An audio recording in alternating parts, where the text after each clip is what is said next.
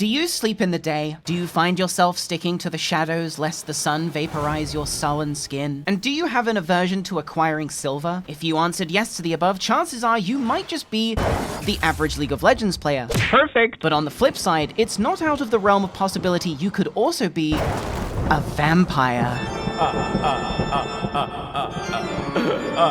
V Rising is a top-down base-building survival game with 30 to 60 hours of PvE content to play through. Developed by Stunlock Studios, the geniuses who brought you the criminally underrated Battlerite and Battlerite Royale, comes a game I have personally been following the development of for quite some time, but alas, one I was not able to purloin a closed beta key for. That was until they offered me this sponsorship to make this video and get paid for it, something I was planning on doing anyway. Probably shouldn't be saying this, but it's too late now, the contracts are signed. I'm gonna have my blood and drink it too. Wow, wow, V Rising, wow, only $20. I put a link in the description, so just click that. Okay, let's play the game. Step 1. Assess wherein you lie on the gamer spectrum. My ninja way dictates that I cannot play on anything other than full chaos. Drop everything on death, crazy PvP mode. But you don't need to feel bad if PvE or limited PvP is more your style, but you should know you're missing out on free dopamine from telling someone sit right before you steal hours of their work. It's delicious. Step 2. Resist the urge to make a Joker, baby. I settled on a pathetic IRL self-insert, but don't let my pale skin, sharp teeth, and semi-suspicious lack of aging over several decades fool you. In real life, I'm just a regular human person like yourself. Step 3. Welcome to V Rising. We used to own this land. Everything the moonlight touched was ours and ours alone, until the disgusting humans and their sun-wielding paladins showed up to steal our glory. For hundreds of years we hid, as we were hunted to near extinction by the humans, all the while starving. But real gamers don't stay sleeping in coffins on the ground. They rise up. First things first, I need to arm myself. I'm going to need more than just my bare hands to take back what's rightfully mine. Thankfully, skeletons make for great unwilling bone donors, or as I like to call them, boners. In death, these boners have become mindless wanderers destined for naught. But in ultra death, where I make them even more deader, they can serve a greater purpose as my source and become an extension of my just and divine will. It truly is a win-win for everyone involved. In V Rising, there is no XP or character levels, just combat level, which is dictated by the gear you currently have equipped. As you upgrade your equipped gear over time, your combat level will rise too. Using the leftover bones, I crafted a ring, a chest guard, and some pants to further increase my combat level, but to complete the set, I'd need some animal hide, so I left the graveyard in search of living creatures in the forest. Oh, also, what do all living creatures have? Blood. Highlighting a living creature, including other players, shows you their blood type and blood purity as a percentage. There are numerous blood types in the game, each giving unique bonuses scaling with their purity, but you can only have one buff active at any given time. Each time you successfully feed off a new target, you overwrite the current buff. Feeding is also the only way to refill your blood pool, a resource which depletes passively as you auto-heal or actively during self-healing rituals. If your blood pool empties, you start dying of blood starvation, which is why I recommend keeping small rats or other people's hearts in your pocket. It can give you the blood boost you need in your moment of crisis. Also, you can interrupt the feeding spellcast to instead instant kill your target, which is very cool. Now that I had crafted a full set of bone armor, weapons, and tools, it was time to lay down the foundations for my grand estate. Briefly analyzing the map, I figured this spot high on the hill would give me good protection. But to my dismay, when I showed up, the land had already been claimed by one Mark, who was inside clearing out some shrubbery. I knocked on the door and proclaimed, "Hey, No response. I knocked again. No response. Mark was just too busy felling trees in time to the background music. I knocked again, and again, and again, and then I turned my PvP protection off and began knocking with my hammer. But I would require explosives to damage the door. "I can see you in there, Mark. Let me in." "Can I come in?" I asked. Crickets. "Mark, please," I begged after incessantly knocking on the door for over 1 minute straight. "Mark, I wish to join you." An olive branch, extended in earnest. Mark's last chance. "You would be wise to not make an enemy of me. I do not take rejection well." I waited for a response.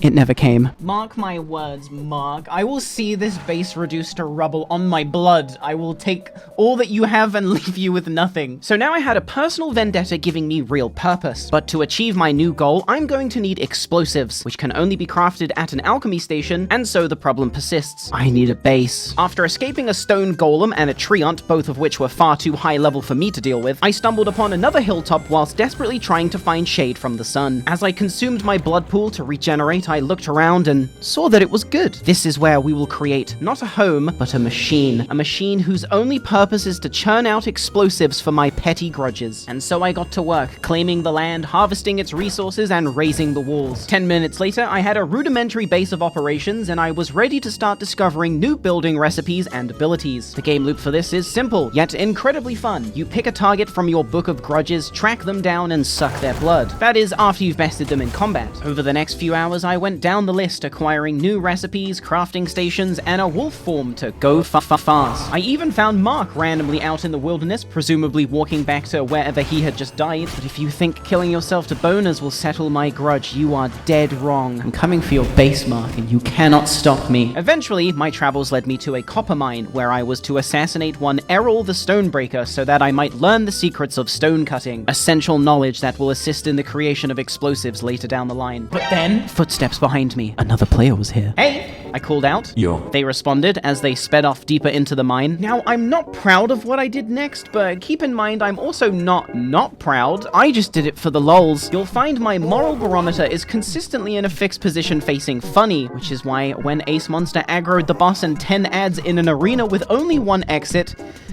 I scummed them out and took everything they had. Do I regret it? No. This gear is much better than mine and also isn't on the verge of breaking. Would I do it again? Yes. And to prove it, I hid in the corner and waited for them to return. Don't think bad of me, Ace Monster. I simply follow the path of the funny. A few hours of bossing and grinding later, I was ready to face off against Clive the Firestarter, the man whose blood would teach me the way of the explosive. I made for his location deep in the sulfur pits, and there did we do battle. The PvE in V Rising, by the way, is phenomenal. I've been purposely trying to not show you as much as possible so as to not spoil your experience. But Clive the Firestarter and Goreswine the Ravager were definitely my PvE highlights of the beta. Granted, I probably enjoyed Goreswine more than the average player though, due to the fact I ambushed this dude and told him to sit right before stealing his kill. But Clive the Firestarter was just an all-around good fight. I mean, look at this game is just fun. Objectively. And with Clive's death came the knowledge I had been craving for since the start. Explosives. Now, if you've ever played a survival base building game before, it should come as no surprise to you that even small explosives take a large amount of resources and time to craft, which is why I'm going to time skip forward a few hours and boast 7 explosives. I'd have crafted more, but with the beta ending soon, I needed to send my message to Mark now. As I left my estate, I found a vampire under PvP protection asleep outside my door. I dragged them to a nearby graveyard and let the boners deal with this one, for I have bigger fish to fry. Arriving at Mark's domain, I found another player, Dankster, had attempted to make a base in front of Mark's, but with their castle heart exposed, I quickly destroyed it, and Mark is next. I approached the front gate ready to lay down my explosives when I accidentally misclicked and swang at the door, dealing damage. Usually, your base can only be damaged by explosives, but if you negligently don't keep on top of your castle heart's blood, an incredibly common and easy to farm resource by the way, your base becomes vulnerable to all damage types. And so the explosives I had just spent the last 6 hours grinding wouldn't even be necessary to achieve my goal. But it's about the journey, not the destination, right? I kicked in the door, made for the castle heart, and fulfilled my promise to Mark.